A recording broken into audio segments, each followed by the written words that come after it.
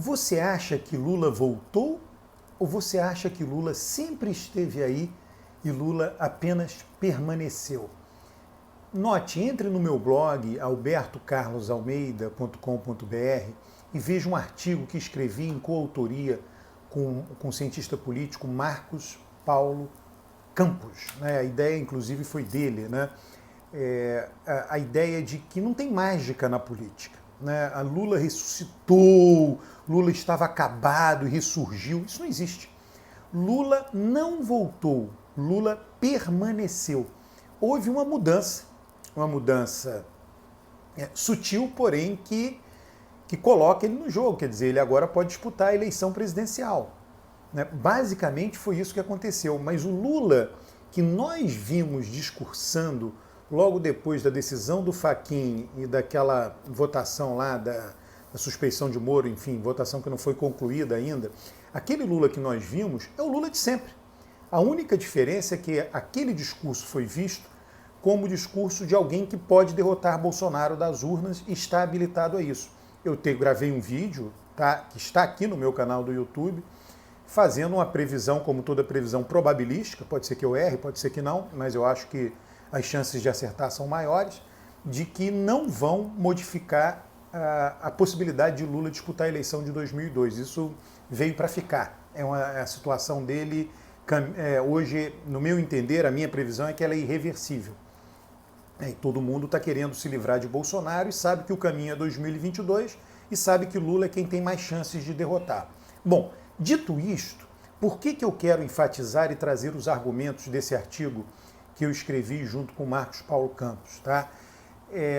Lula sempre esteve aí, as pessoas acham o seguinte, vocês se lembram quando o PT batia na tecla do Lula livre, Lula livre? Eu cheguei a escrever artigos, me posicionar publicamente, dizendo, olha, as pessoas criticavam, o PT tem que abandonar a pauta do Lula livre, tem que falar de pautas da sociedade brasileira. Eu basicamente escrevi o seguinte, olha, Lula é um símbolo, Lula é o símbolo maior do partido, né?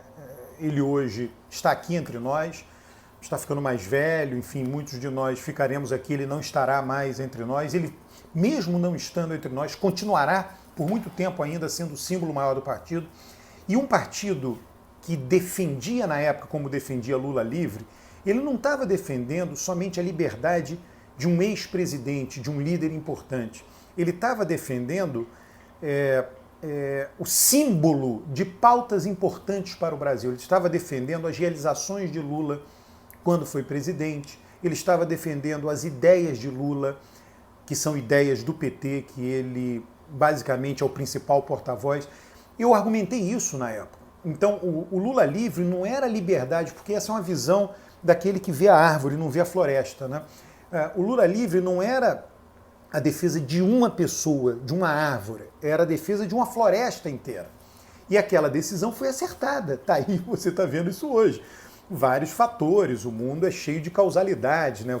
O fenômeno político é um fenômeno complexo. Vaza Jato foi importante, várias coisas, o próprio debacle de Bolsonaro, né? Se Bolsonaro fosse um excelente presidente, alguém razoável, as pessoas talvez não estivessem procurando um outro líder, um outro candidato que pudesse derrotá-lo nas urnas. Então, vários fatores levaram à liberdade e à elegibilidade de Lula, mas um deles, fundamental, foi o PT ter insistido nisso.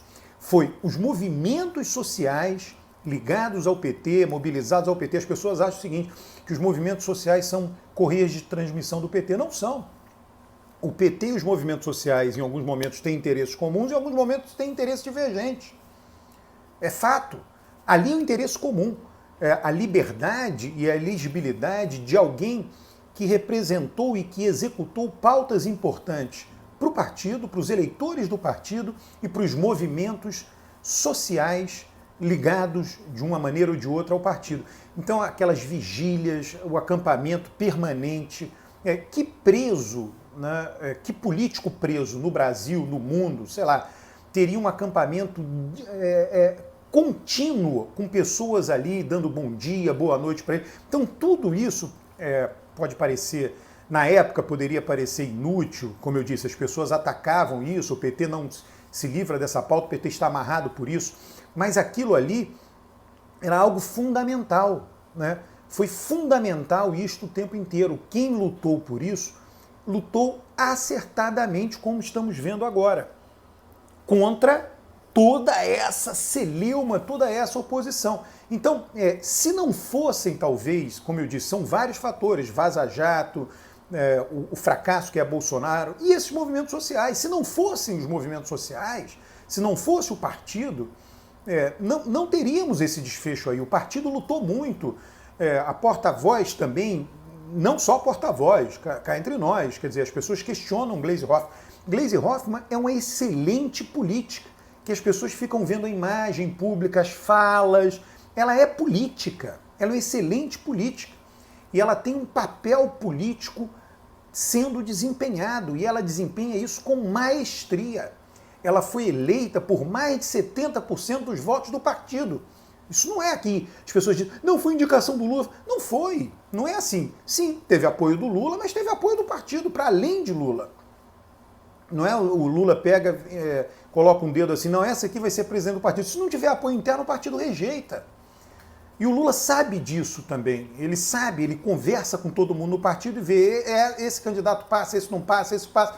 Então, Gleisi tem trânsito muito bom em todo o partido. Foi eleita e ela foi uma grande lutadora do Lula livre, do Lula elegível. É uma grande vitória. Por isso que eu digo, ele sempre esteve aí.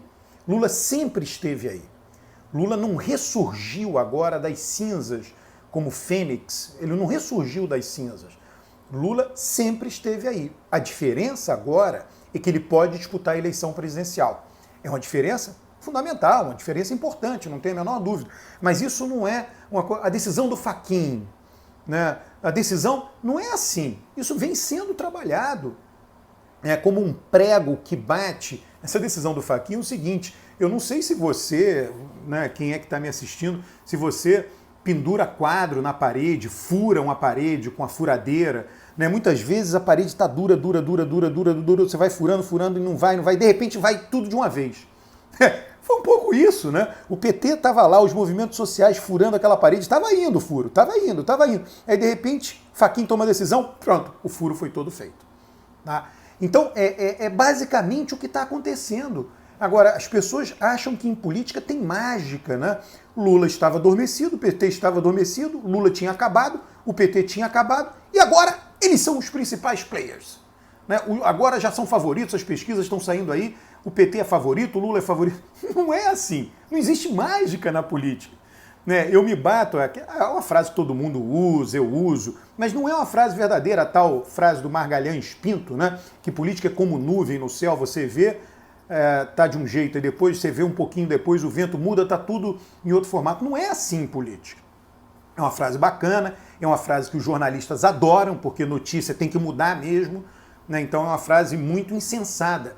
Mas a política tem mega estruturas, a política tem uma inércia imensa.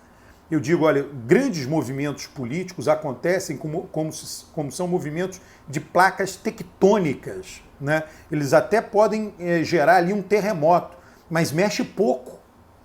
E é com o tempo que aquelas placas vão mexendo e os continentes vão derivando, não é isso? Que as cadeias de montanhas, né, vão subindo. Não é assim que a política acontece. Lula não estava morto, nem o PT estava morto. As pessoas não quiseram ver as evidências. Eleição de 2018. Um momento péssimo para o PT, péssimo.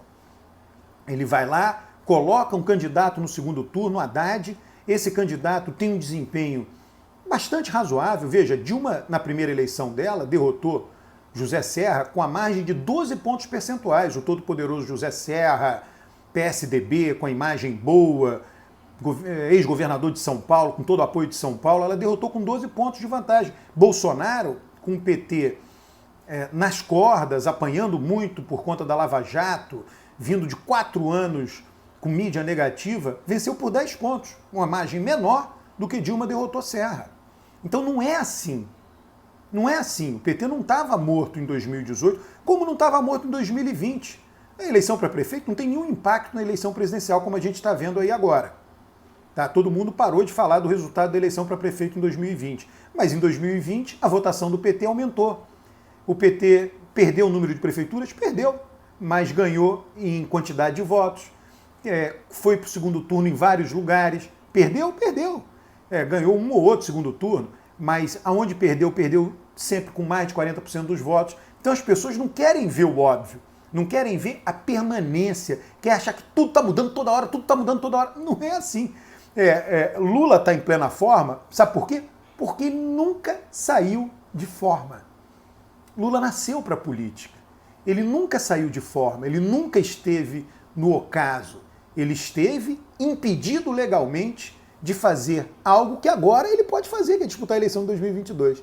Curta o vídeo, comente o vídeo, traga mais gente para se inscrever neste canal que é de análise política. Tudo que eu falo aqui são fatos, são análises baseadas em fatos. Eu sei que tem gente que não gosta, tem gente comentando. Eu trago os fatos sobre Ciro Gomes, aí os ciristas ficam irritados e dizem: Alberto não analisa. Não, eu estou analisando. Vá lá e comente os fatos que eu trouxe sobre Ciro Gomes. O problema é que os fatos acerca de Ciro Gomes são negativos.